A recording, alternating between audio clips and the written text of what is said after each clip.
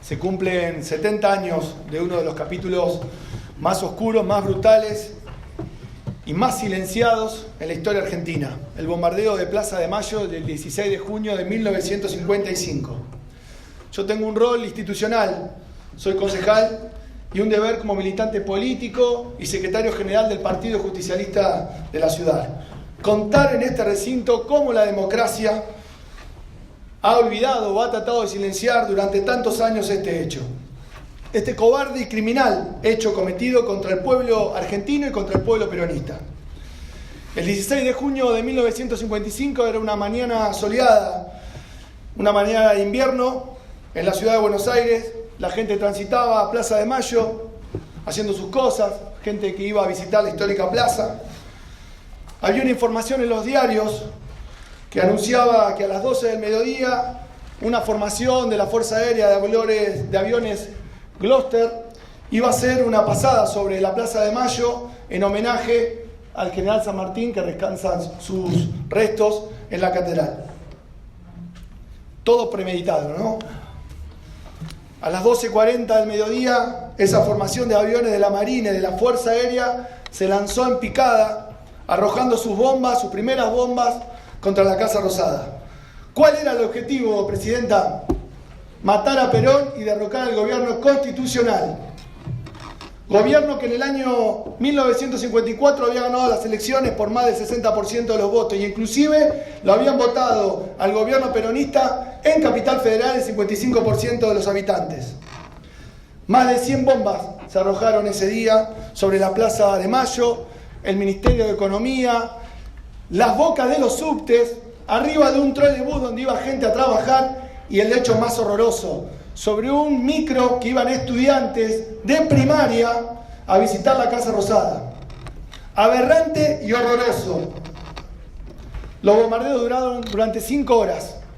Fueron apoyados por la Infantería de Marina, que quería tomar la guarnición militar de Casa Rosada, por supuesto. Los granaderos que defendían al presidente trataron de defender ese lugar. Las tropas leales a Perón, porque se había sublevado toda la Marina, ¿a dónde fueron a acercar a los sublevados? A la EXMA. Ahí salieron los soldados leales a Perón del ejército para defender Casa de Gobierno y Gobierno Constitucional. Los golpistas contaban también con los llamados comandos civiles, que era un apoyo de gente, por supuesto, antiperonista, que tenía el mismo objetivo, derrocar a Perón y asesinarlo. La idea de los comandos civiles era instalar un gobierno de 3 partes. A la cabeza estaba el radical Miguel Ángel Zavala Ortiz, el socialista Américo Gioldi y Adolfo Vichy del Partido Conservador. Entre otros tantos civiles de esos comandos que salieron a fuego a las calles de Buenos Aires a matar a todos los que se sentían peronistas, hay algunos nombres que seguramente los debemos conocer a través de la historia. Mario Amadeo, Luis Agote, Alberto Venegas Lynch y Luis María del Pablo Pardo. Estos comandos civiles, convencidos de que habían matado a Perón, porque ese era el objetivo. Más de 100 bombas, dijeron, el general Perón ha muerto. Fueron a Radio Mitre y lanzaron una proclama que decía: argentinos, escuchad este anuncio del cielo. Volcado por fin sobre la tierra argentina, el tirano ha muerto, nuestra patria desde hoy es libre, Dios sea loado. Eso se dijo en Radio Mitre.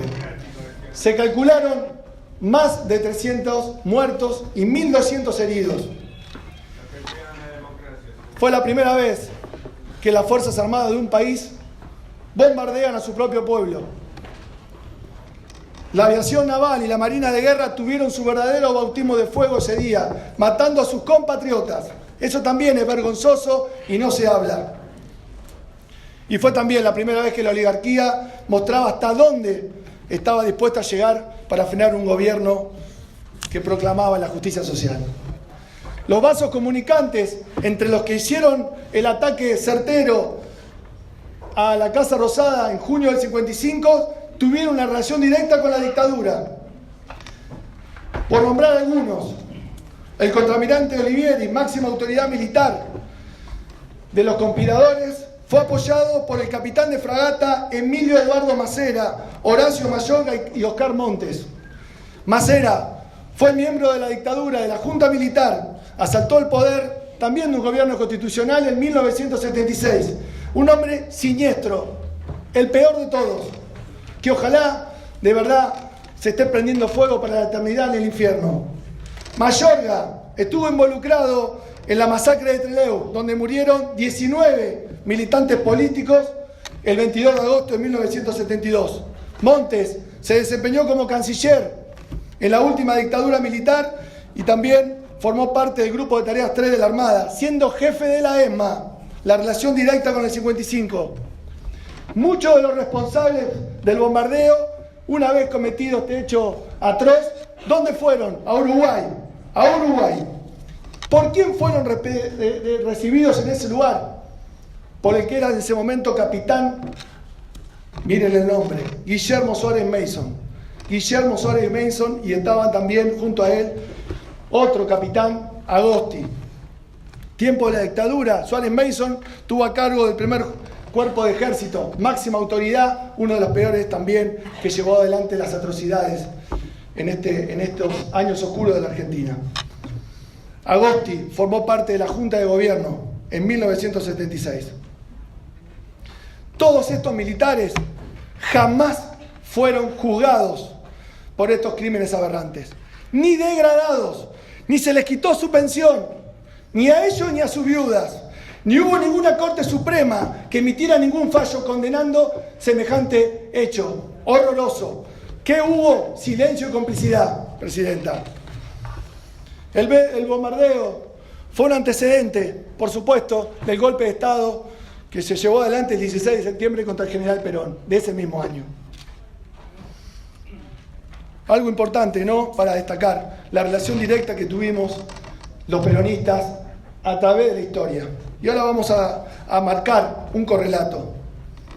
Al gobierno popular y constitucional que proscribieron, no solamente se proscribió el peronismo y empezó el largo exilio de Perón por 18 años, sino también se clausuraron sindicatos, se destruyeron obras del peronismo, se prohibió la palabra justicia social, la marcha peronista, los cuadros y fotos propios de Perón y de Evita. Utilizar la palabra descamisados era solamente la causal para caer preso.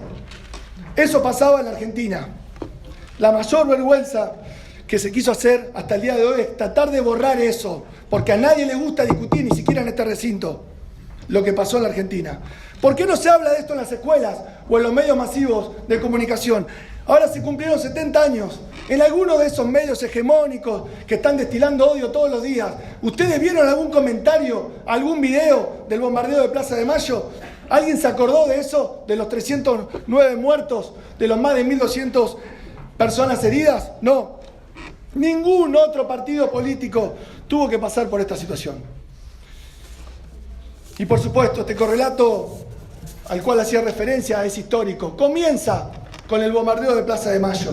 Continúa el 9 de junio de 1956, durante la dictadura de Aramburu y el comandante Rojas, donde en las afueras de José León Suárez se llevaron adelante fusilamientos de civiles, militantes peronistas que se levantaron, por supuesto, al año del golpe, para tratar de que Perón vuelva a la Argentina.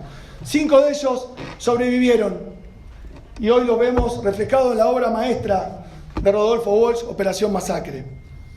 Los fusilamientos del 12 de junio del general Valle y el coronel Cogorno, junto a 13 militares más que también se habían sublevado contra el gobierno dictatorial. Todos fueron aplicados la ley marcial.